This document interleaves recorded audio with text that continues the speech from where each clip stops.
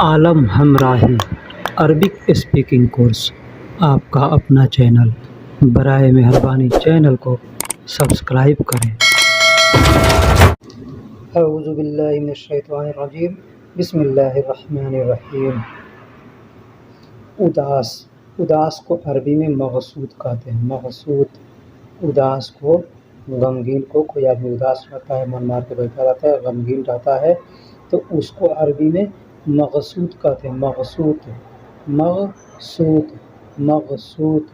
हो सकता है मकसूद भी लोग कहते हों, लेकिन मगसूद कहते हैं।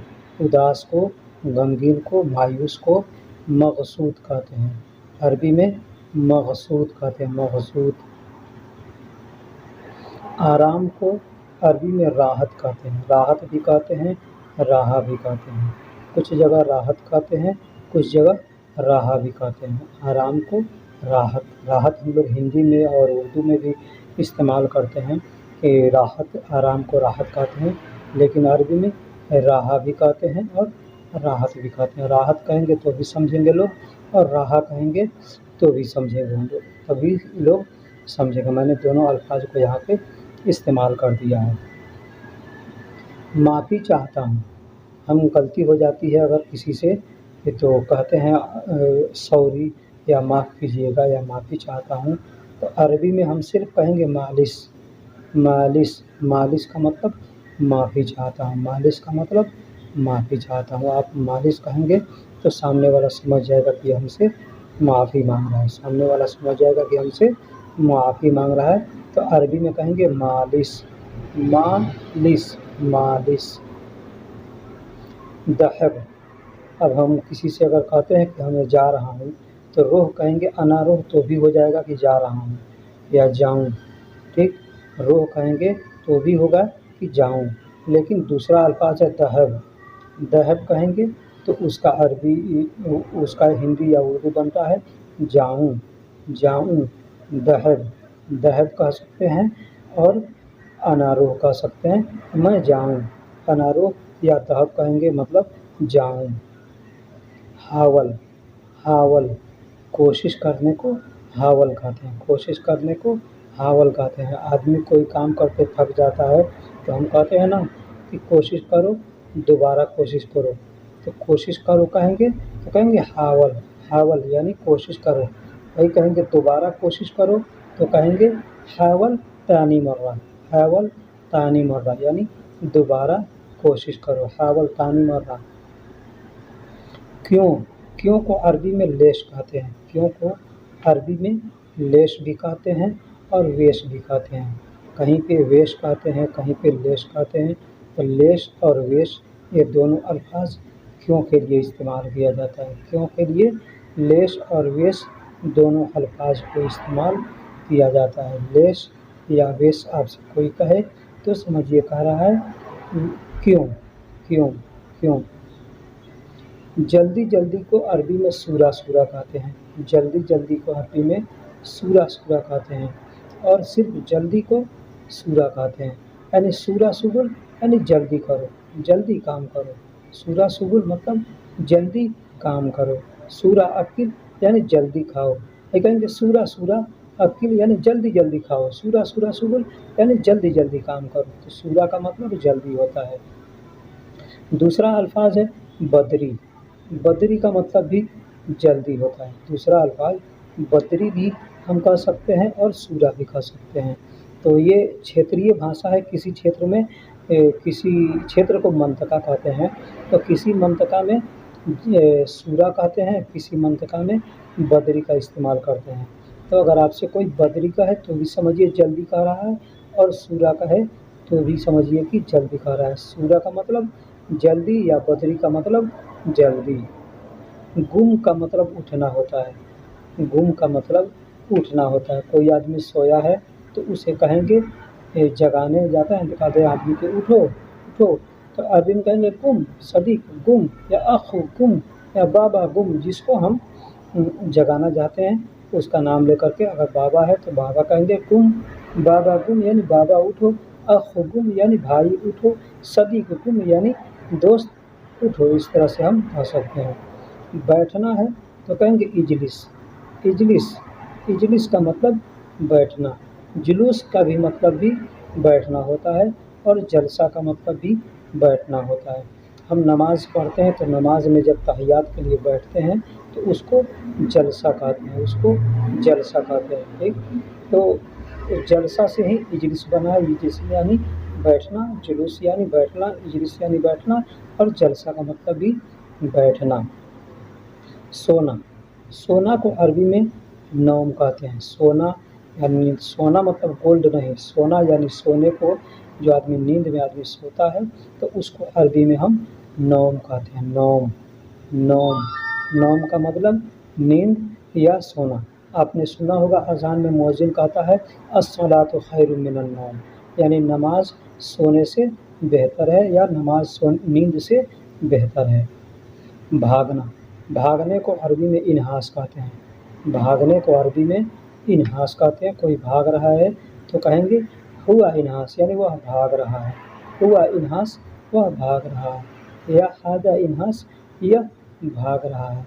या हादा इन्हास, यह भाग रहा है। या हादा, या हुआ इन्हास, वह भाग रहा है या वह भाग गया। ठीक है, या उसका नाम लेकर भी हम कह सकते हैं कि सदीक इन्हास या जो भी नाम होगा उसका। रिसाला, संदेश को, मैसेज को रिसाला कहते हैं। हम कहते हैं ना खबर, खबर या मैसेज या या संदेश, तो हिंदी में हम संदेश कहते हैं और अरबी इंग्लिश में मैसेज कहते हैं, तो उसको अरबी में हम रिसाला कहते हैं। रिसाला, रिसाला का मतलब मैसेज या संदेश। रिसाला का मतलब मैसेज या संदेश को अरबी में रिसाला कहते हैं। तानी या सानी, दूसरा या दोबारा, दूसरा या दोबारा। हम कोई गलती करते हैं तो आदमी कहता है दोबारा गलती मत करना, तो आदमी क्या कहेगा अरबी में तानी मर्रा गलतान सवी, तानी मर्रा गुलतान सवी, यानी दोबारा गलती मत करना। या कोई दूसरा आदमी है तो कहेंगे तानी नफर, यानी दूसरा आदमी। तानी नफर यानी दूसरा आदमी। तानी भी कह सकते हैं और सानी भी कह सकते हैं। होता सानी है लेकिन लोग तानी कहते हैं। दोबारा, तानी मर्रा, तानी मर्रा या सानी मर्रा। दोबारा के लिए तानी मर्रा या सानी मर्रा का हम इस्तेमाल करेंगे, यानी दोबारा। तानी नफर यानी दूसरा आदमी।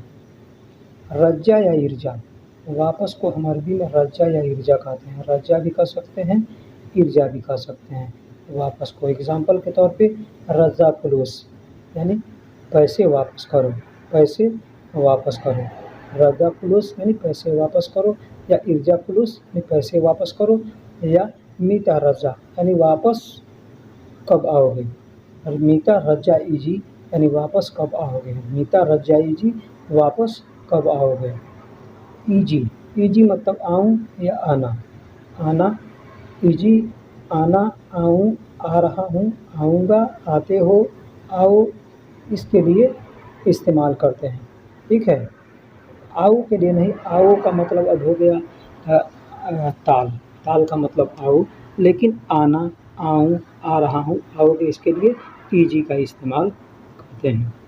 मीता का मतलब कब होता है। मीता का मतलब कब होता है। मीता का मतलब कब होता है। आप किसी से पूछेंगे कब आओगे, कब आओगे, तो कहेंगे मीता ईजी, मीता ईजी यानी कब आओगे। अगर ऐसे कहेंगे मीता तो कब वापस आओगे, तो कहेंगे मीता रज्जा ईजी, मीता रज्जा ईजी यानी कब वापस आओगे, या मीता ईजी कब आओगे, या मीता आतिनी कब दोगे, मीता आतिनी कब दोगे। इस तरह से हम कह सकते हैं।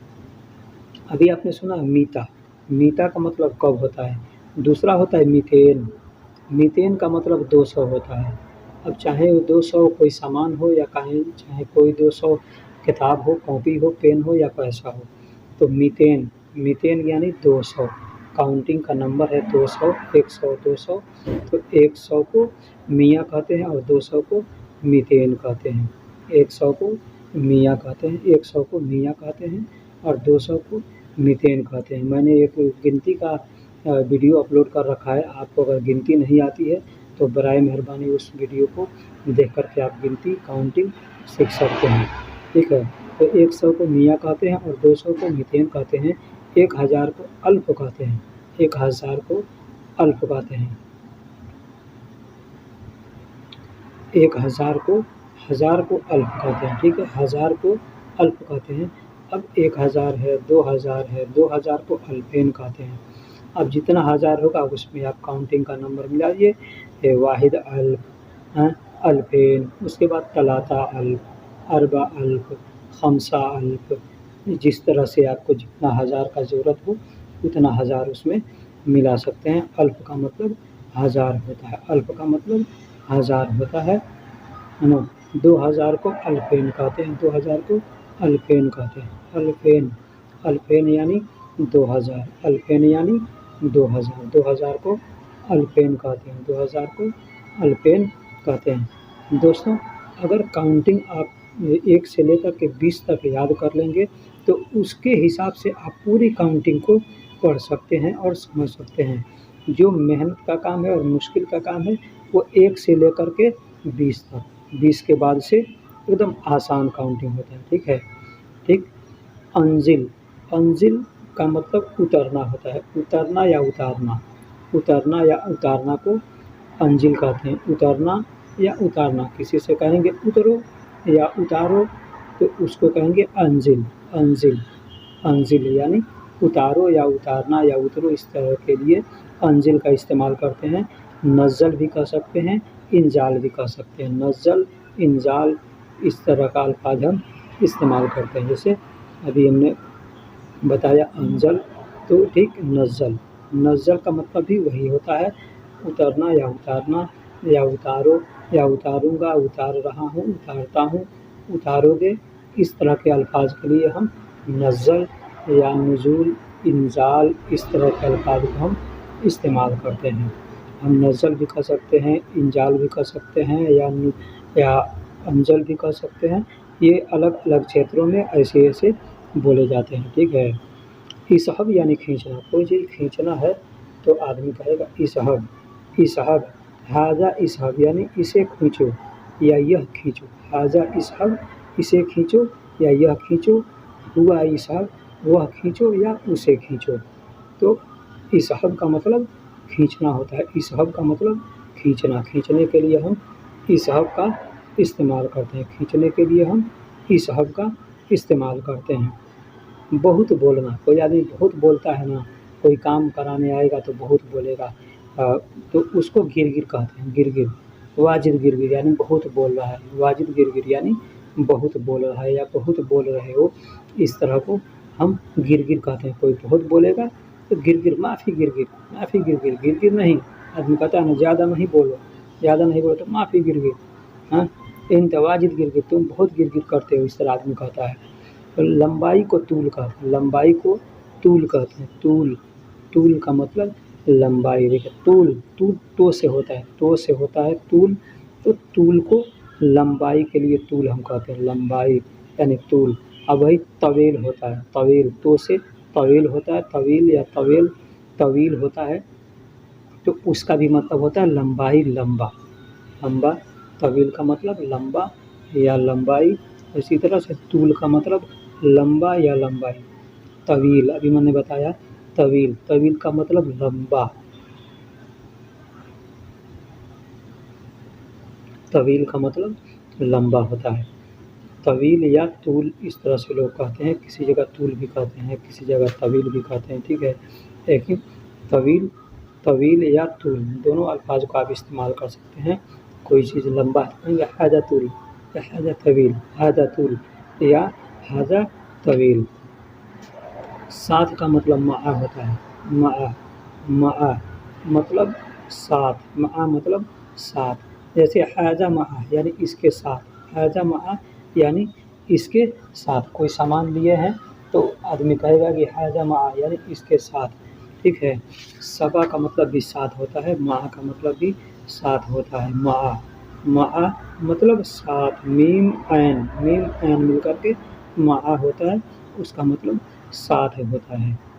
मीम अलिफ अगर मिलाएंगे तो माँ हो जाएगा, माँ का मतलब नहीं हो जाएगा, माँ का मतलब नहीं हो जाएगा, ठीक। अब सवा सवा, लोग सवा सवा कहते हैं लेकिन सवा सवा होता है, होता सवा सवा यानी साथ साथ। माँ मतलब भी साथ और सवा का मतलब भी साथ। तो कहीं मावा का इस्तेमाल किया जाता है, कहीं सवा का इस्तेमाल किया जाता है। साथ साथ का ना हो तो कहेंगे मा या सवा सवा। सबब, कारण, वजह। आदमी कहता है ना हिंदी में कारण, क्या वजह है, क्या कारण हुआ तुम नहीं आए, तो अरबी में कहते हैं सबब। सबब, सबब, असबब यानी क्या कारण, असबब यानी क्या कारण या क्या वजह, क्या वजह। तो सबब, सबब का मतलब कारण होता है, वजह होता है, कारण होता है और वजह होता है, अरबी में सबब। चौड़ाई को वायद कहते हैं। चौड़ाई, चौड़ाई कोई चीज़ चौड़ा होता है ना, जैसे बिस्तर है चौड़ा है, घर चौड़ा है, ज़मीन चौड़ा है, तो उसको एक होता है चौड़ा, एक होता है मोटा। आदमी को चौड़ा नहीं कहते, आदमी अगर मोटा है तो मोटा कहेंगे, ठीक है। लकड़ी है, गोल है, उसको हम मोटा कहेंगे, चौड़ा नहीं कहेंगे। लेकिन वही फर्श बन गया, पटरी बन गया, तो उसको हम चौड़ा कहेंगे, उसको अब मोटा नहीं कहेंगे, उसको चौड़ा कहेंगे, ये चौड़ा है, ठीक। तो चौड़ाई को वायर कहते हैं। मीटर को मीटर कहते हैं, जो चीज़ से नापा जाता है, नापने का एक यंत्र होता है मीटर, उसको हम लोग इंडिया में, बांग्लादेश, पाकिस्तान में मीटर कहते हैं। तो अरबी में भी मीटर ही कहते हैं, अरबी में भी मीटर ही कहते हैं। और भी कोई नाम होगा अरबी में मीटर का, लेकिन मीटर पे अरब के अंदर मीटर चलता है। मीटर आप कहेंगे तो सब लोग समझेंगे, इसलिए कि मीटर अरबिक नाम नहीं है, मीटर इंग्लिश नाम है। तो मीटर को मीटर ही कहते हैं, ठीक है।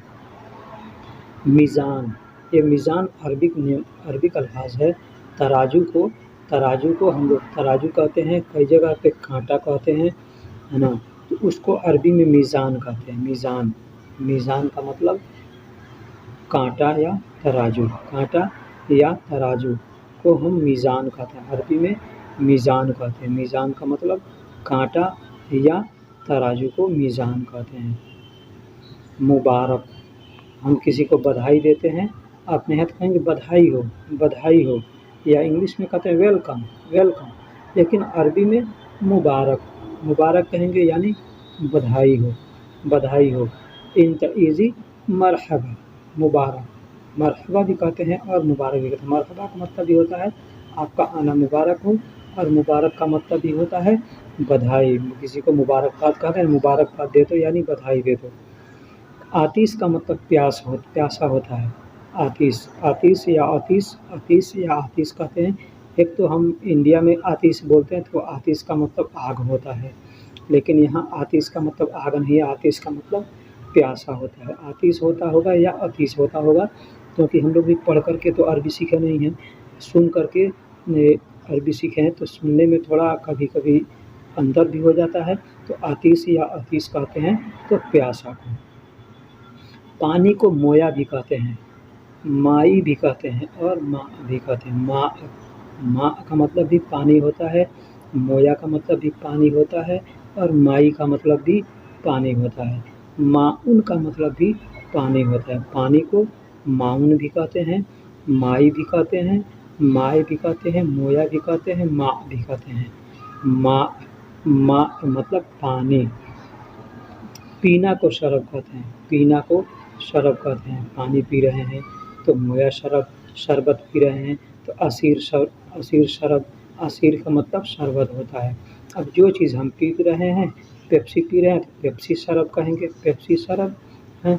कोका कोला पी रहे हैं तो कोका शरब, जो चीज़ पी रहे हैं, पानी पी रहे हैं तो मोया शरब, जो चीज़ पी रहे हैं तो पीने को शरब कहते हैं, पीने को शरब कहते हैं। शरब यानी पीना। ज़िम्मेदारी को मसूल कहते हैं, ज़िम्मेदारी को मसूल कहते हैं। हम अपने यहाँ कहते हैं ना, ये तुम्हारी ज़िम्मेदारी है, तो यहाँ अरबी में कहेंगे हैज़ा इंत मसूल, हैज़ा इंत मसूल, यानी ये तुम्हारी ज़िम्मेदारी है या ये तुम्हारा ज़िम्मेदारी है। इस तरह से हम लोग अरबी में कहते हैं, उर्दू में कहते हैं या हिंदी में। अरबी में कहते हैं इंत हैज़ा मसूल, मसूल का मतलब ज़िम्मेदारी।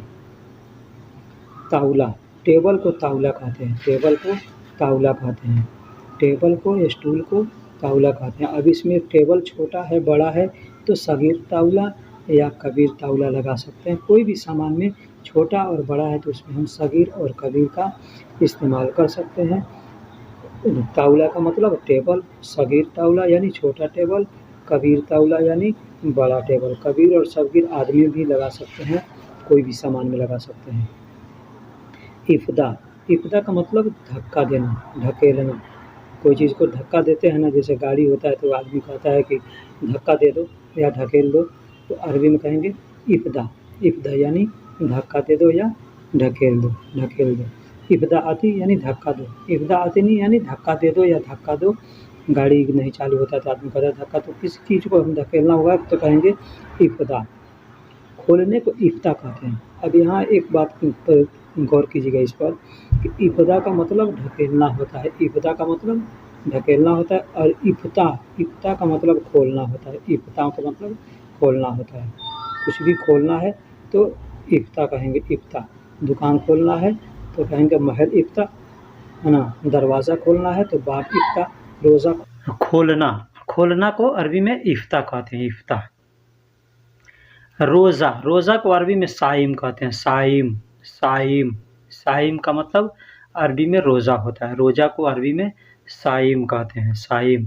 श्याम भी कहते हैं, श्याम भी कुरान के अंदर श्याम भी आया है ना, श्याम भी आया है और साइम भी आया है। तो साइम कहते हैं अरबी में, रोज़ा को साइम कहते हैं और श्याम भी कहते हैं। श्याम और साइम दोनों कहते हैं। कोई साइम कहे या श्याम कहे वो रोज़ा के लिए कह रहा है। नमाज को अरबी में सलाह कहते हैं, सलाह या सल्ली। इसे बोलचाल की ज़ुबान में लोग सल्ली भी कहते हैं, लेकिन सलाह, सलाह, सलाह कहते हैं कुरान में, सलाह। आपने कुरान पढ़ा होगा तो कुरान में देखा होगा इन्ना सलात तन्हा यानी सलाह, सलाह। यहाँ सलाह, सलात या सलाह कहते हैं, लिखा जाता है सलात, लेकिन पढ़ने के लिए सलाह पढ़ते हैं, ठीक है।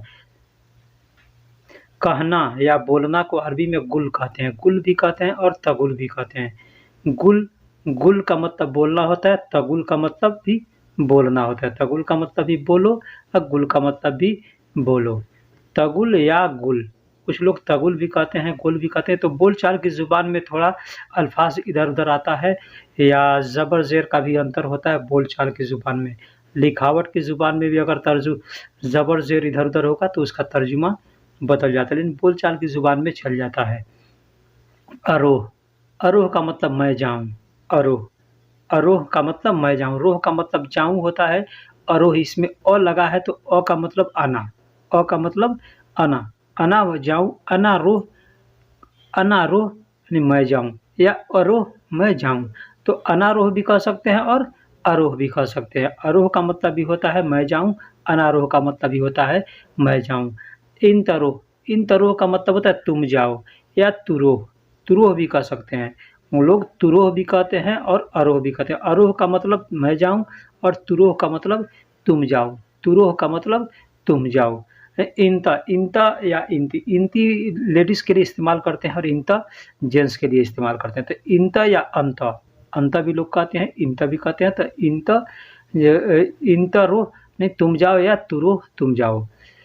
दर्द को अलम कहते हैं, अलम या अल्म, अल्म भी कहते हैं, अलम भी कहते हैं। लोग तो एक ही चीज़ को कई तरह से बोलते हैं, तो ज़बर ज़ेर पेश इधर से उधर मिला मिला करके, तो अलम भी कहते हैं या अल्म भी कहते हैं। अल्म भी कहते होंगे लोग, अलम भी कहते होंगे, लेकिन अल्म या अलम इसका मतलब होता है दर्द। दर्द, आदमी को दर्द होता है ना, उसको कहते हैं दर्द। दर्द को अल्म या अलम, इंग्लिश में पेन कहते हैं, पेन कहते हैं। कज़फ़, पटकना, पटकने को कज़फ़ कहते हैं। कज़्फ़ या कज़फ़ ऐसे लोग बोलें, कज़फ़ भी कहते होंगे, कज़्फ़ भी कहते होंगे। तो उसको अरबी में पटकने को कज़्फ़ कहते हैं। कज़्फ़, कज़्फ़ या कज़फ़, कज़फ़ भी कहते होंगे या कज़्फ़ भी, कज़्फ़, कज़्फ़ भी कहते होंगे। कज़्फ़ या कज़फ़ यानी पटकना। कोई सामान आदमी पटक देता है तो उसको कहते हैं हम लोग पटक दिया, तो अरबी में कहेंगे कज़्फ़ यानी पटक दिया। नादिज, नादिज, नादिज का मतलब पका, पका, पका कोई चीज़ पका हो, खाना पका है या कोई फल पका है तो आदमी कहता है ना पका, तो पका को नादिज कहते हैं। पका को नादिज, नादिज, नादिज। ये हो सकता है इससे डिफरेंस भी लोग कुछ बोलते होंगे, लेकिन हमको जो पता है वो हम वीडियो में डालते हैं। अगर आपको इसका दूसरा मतलब भी पता हो तो आप बराए मेहरबानी हमको कमेंट में बताइएगा। तब्बह का मतलब पकाना होता है, तब्बक का मतलब पकाना होता है। तब्बक, तब्बक का मतलब पकाना, पकाना, खाना पकाना को तब्बक कहते हैं। खाना पकाना को तब्बक कहते हैं। खाना पकाने को तब्बक कहते हैं। तब्बक, तब्बक यानी खाना पकाना। तब्बक यानी खाना पकाना। कोई आपसे पूछे क्या कर रहे हो तो कह देंगे तब्बक यानी खाना पका रहा। मतबख, मतबख का मतलब रसोई घर होता है। रसोई घर, रसोई घर जहाँ खाना पकाते हैं उसको इंग्लिश में किचन कहते हैं, हिंदी में उर्दू में रसोई घर कहते हैं, अरबी में इसको मतबख कहते हैं। मतबख, मतबख। देखिए ये नाम कुछ मिलता जुलता है, जैसे एक मख्तब होता है एक मतबख होता है।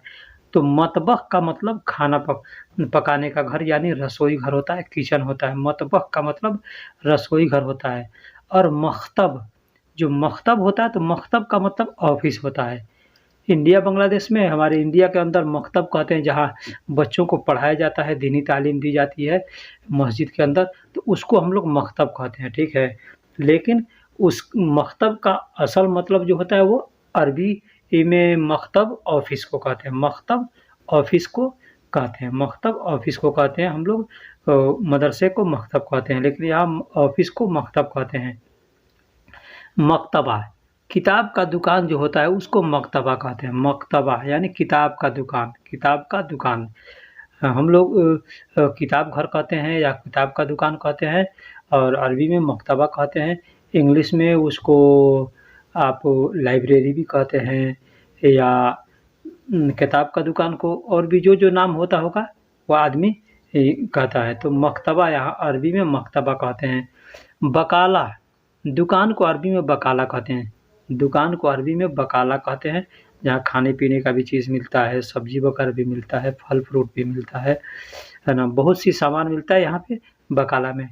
इंडिया के अंदर तो अलग अलग दुकान होता है हर चीज़ का, लेकिन यहाँ पे एक ही दुकान है, बड़ा है, उसमें सब चीज़ मिलेगा आपको, खाने पीने, गोश्त मछली हर चीज़ मिलता है। तो उसको बकाला भी कहते हैं, या मॉल भी बड़ा है तो मॉल भी लोग कहते हैं, या बड़ा मार्केट है तो उसको इस्वाक भी कहते हैं। इस्वाक यानी मार्केट। अस्पताल को मुस्तशफ़ा कहते हैं। अस्पताल, हॉस्पिटल को अरबी में मुस्तशफ़ा, मुस्तशफ़ा, मुस्तफ़ा नहीं, मुस्तफ़ा नहीं, बहुत लोग मुस्तफ़ा कह देते हैं, मुस्तफ़ा नहीं, मुस्तशफ़ा, मुस्तशफ़ा यानी हॉस्पिटल, अस्पताल, इसको मुस्तशफ़ा कहते हैं। अरबी में मुस्तशफ़ा कहते हैं।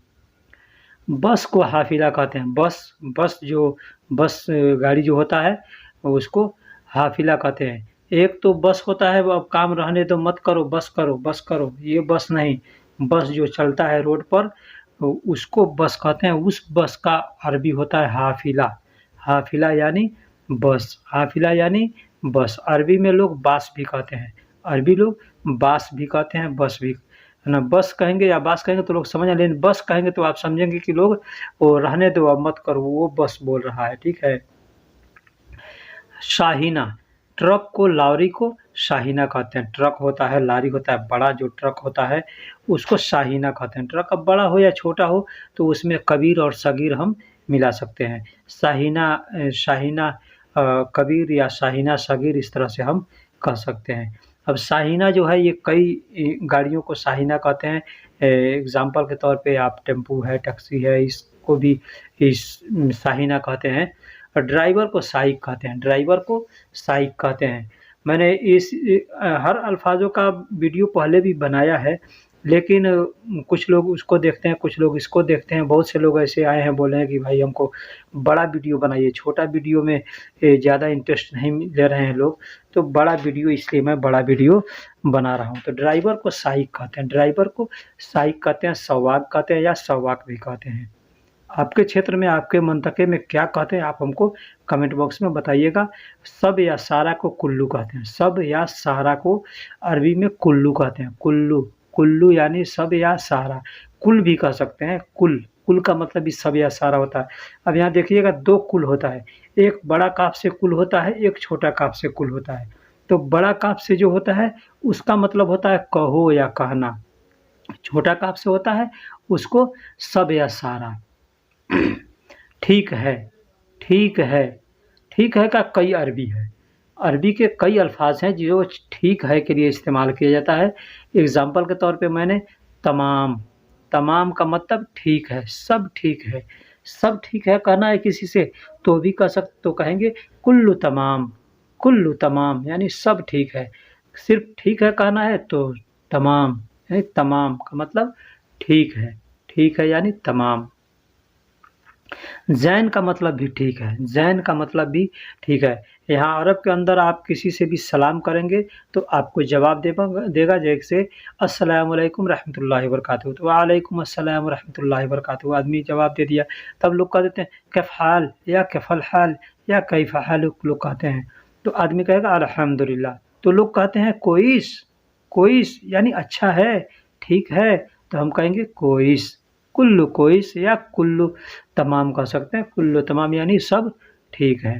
तो कुल्लु कोइस, कुल्लु तमाम, कुल्लु ज़ैन इस तरह से हम इस्तेमाल करते हैं ठीक है के लिए, ठीक है या सब ठीक है। सिर्फ सब ठीक है कहेंगे तो कोइस या ज़ैन या तमाम कह सकते हैं, और सब ठीक कहना होगा तो कहेंगे कुल्लु तमाम या कुल्लु ज़ैन या कुल्लु कोइस। कुल्लु ज़ैन या कुल्लु तमाम या कुल्लु कोइस कह सकते हैं यानी सब ठीक है। दुकान को अरबी में महल कहते हैं, महल। महल का मतलब दुकान होता है। हम इंडिया के अंदर महल बड़ी बिल्डिंगों को महल हम लोग कहते हैं, लेकिन अरबी में महल दुकान को कहते हैं। दुकान कोई भी दुकान हो, छोटा हो बड़ा हो, कपड़े का दुकान हो, खाने का दुकान हो, कपड़ा वॉशिंग करने का दुकान हो, बकाला हो, आप उसको महल कह सकते हैं। महल, हाजा महल यानी यह दुकान है, फिर हाजा महल यह दुकान है। तैयब, तैयब का मतलब भी ठीक होता है। अभी मैंने बताया पीछे कि कुल्लू कुल्लू या कुल ज़ैन, ज़ैन, कोइस और तमाम का मतलब ठीक है, तो तैयब का मतलब भी ठीक है। तैयब का मतलब ठीक है, पाक है। हम लोग बचपन में पढ़े हैं जब मदरसे में, तो कहते हैं अव्वल कलमा तैयब, तैयब का मतलब पाक। तो तैयब मतलब पाक, तो पाक वही है जो ठीक है, वही पाक रहेगा। तो वही तैयब का मतलब पाक कहें या ठीक कहें। महीना को अरबी में शहर कहते हैं, शहर। शहर, शहर का मतलब महीना, शहर का मतलब महीना। कुरान में आया है शहर रमज़ान अल्लज़ी, शहर रमज़ान यानी रमज़ान का महीना, रमज़ान का महीना। तो शहर का मतलब महीना होता है, और रमज़ान को रमज़ान ही कहते हैं। रोज़ा को साइम कहते हैं या श्याम कहते हैं, और महीना को शहर कहते हैं। रमज़ान अरबी नाम है तो रमज़ान को रमज़ान कहते हैं, लोग रमज़ान भी कहते हैं, रमज़ान। गलती को गलतान कहते हैं, गलतान, गलतान का मतलब गलती। खलतान भी लोग कहते हैं, गलतान भी कहते हैं। गलतान को, गलती को अरबी में गलतान भी कहते हैं और खलतान भी कहते हैं। बहुत से लोग खलतान कहते हैं, गलतान कहते हैं। मैंने बहुत से लोगों के मुँह से सुना है खलतान या गलतान। मैं तो गलतान कहता हूँ, लेकिन हमारे साथ में कुछ लोग काम करते हैं वो लोग खलतान कहते हैं। सही, सही को अरबी में सही कहते हैं, सही को अरबी में सही कहते हैं। सही, सही का मतलब अरबी में सही होता है। वैसे अरबी में जब हम लिखेंगे सही तो सही ही लिखते हैं, सही, सही ही लिखते हैं, लेकिन ऐसे बोलते हैं सही। तो सही हो या कोई सही कहे या सही कहे तो सही का मतलब सही होता है।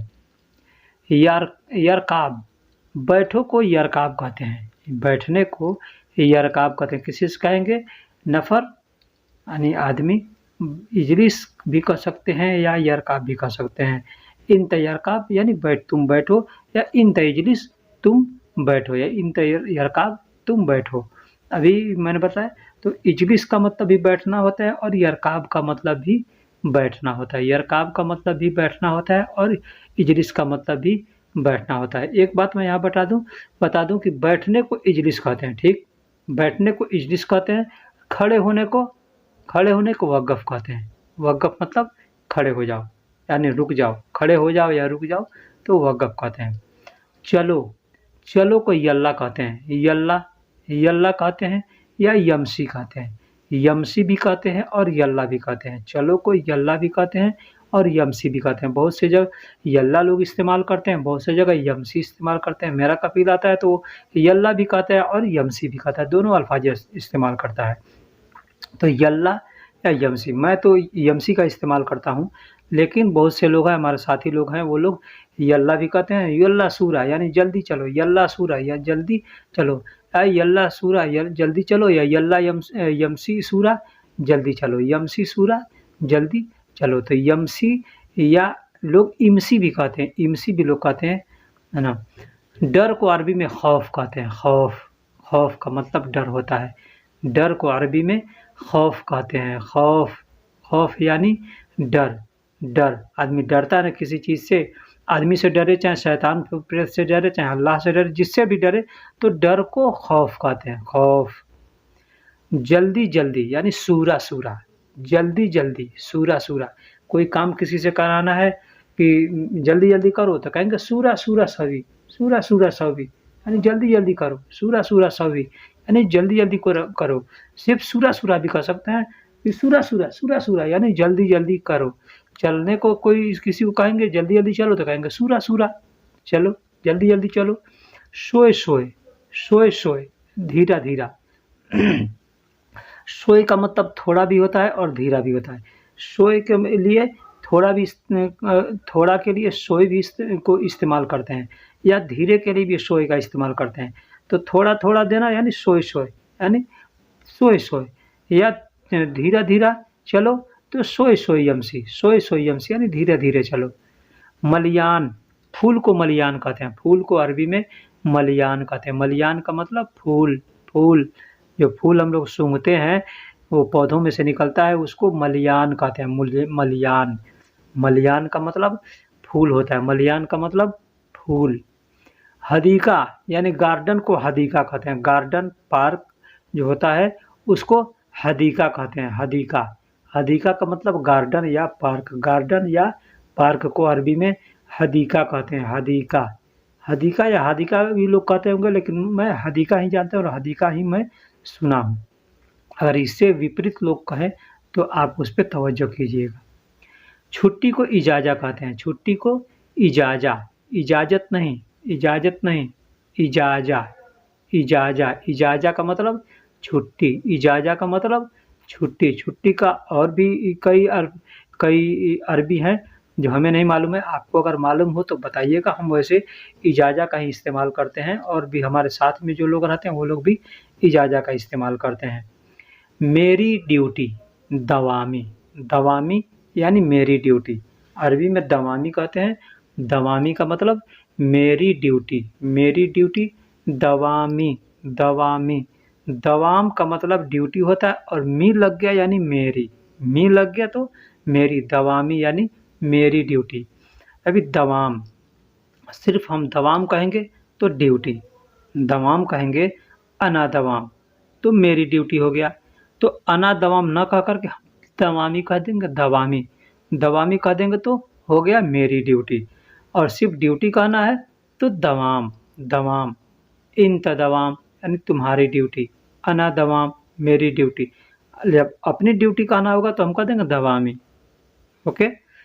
अगदर, करना को अगदर कहते हैं, अगदर, अगदर, अगदर। अगदर का मतलब करना, कुछ भी करना है। सवी का मतलब भी करना होता है, सवी का मतलब भी करना होता है, और अगदर का मतलब भी करना होता है। तो कुछ लोग अगदर का इस्तेमाल करते हैं, कुछ लोग सवी का इस्तेमाल करते हैं।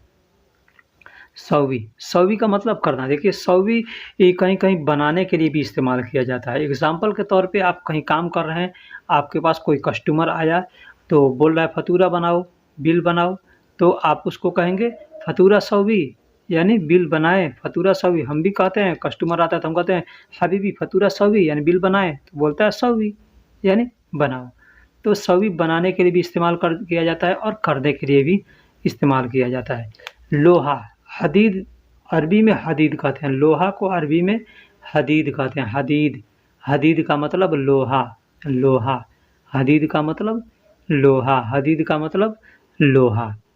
बोर्ड का मतलब लोहा होता है, अरबी में लोहा, बोर्ड को लोहा कहते हैं। बोर्ड को, बोर्ड अपने यहाँ होता है ना ब्लैक बोर्ड, जिस पर हम लिखते हैं, पढ़ते हैं, बच्चों को पढ़ाते हैं, तो उस बोर्ड को अरबी में लोहा कहते हैं, अरबी में लोहा कहते हैं। लोहा जो असल लोहा होता है उसको हदीद कहते हैं, और बोर्ड को लोहा कहते हैं। पाइप को मसूरा कहते हैं। कोई भी पाइप हो, लोहे का पाइप हो या किसी चीज़ का पाइप हो, प्लास्टिक का पाइप हो, किसी चीज़ का पाइप हो, उसको हम मसूरा कहते हैं। अरबी में मसूरा कहते हैं। मसूरा का मतलब पाइप, मसूरा का मतलब पाइप।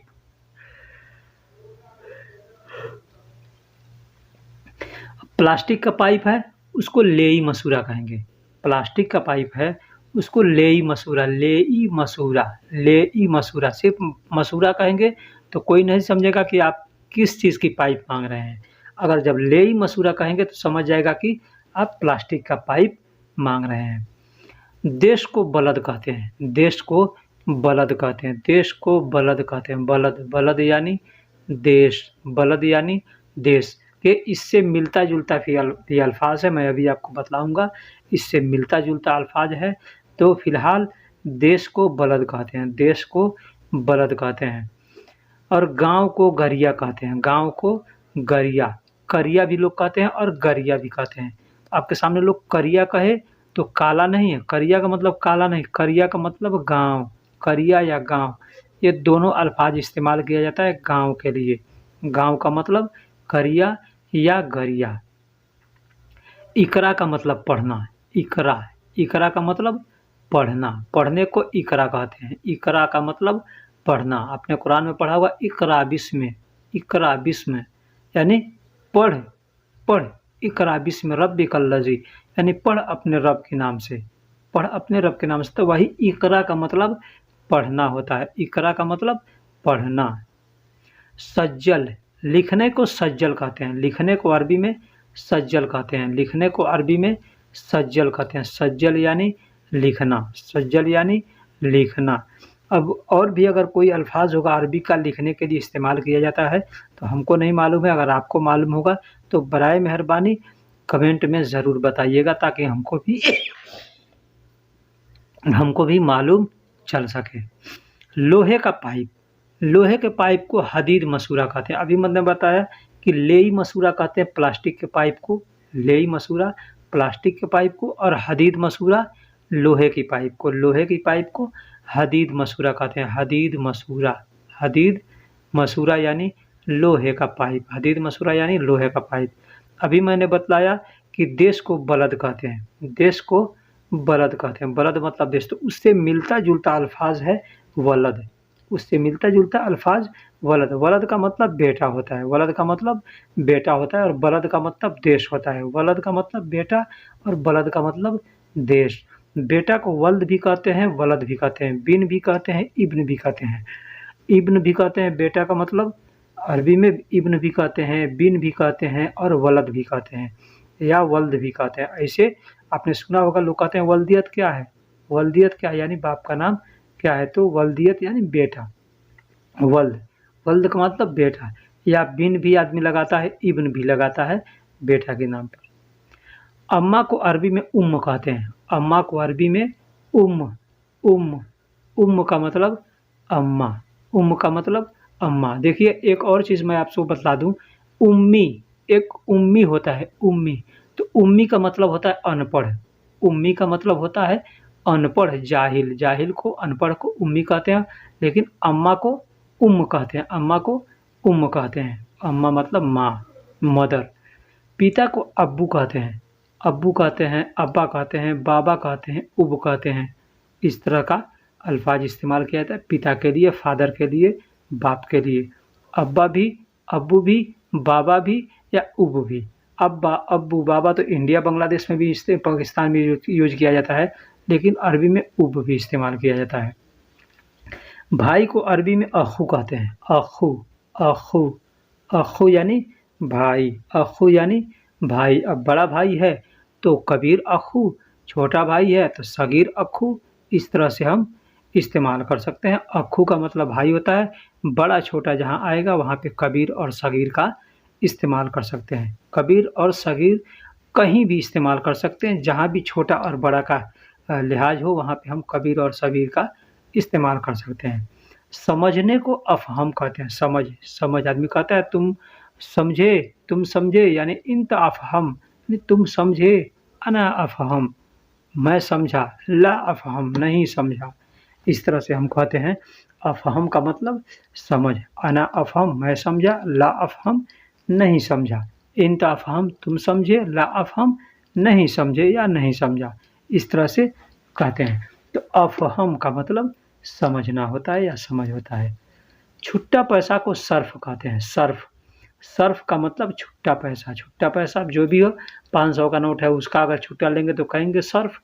100 का नोट है उसका छुट्टा लेंगे तो कहेंगे सर्फ।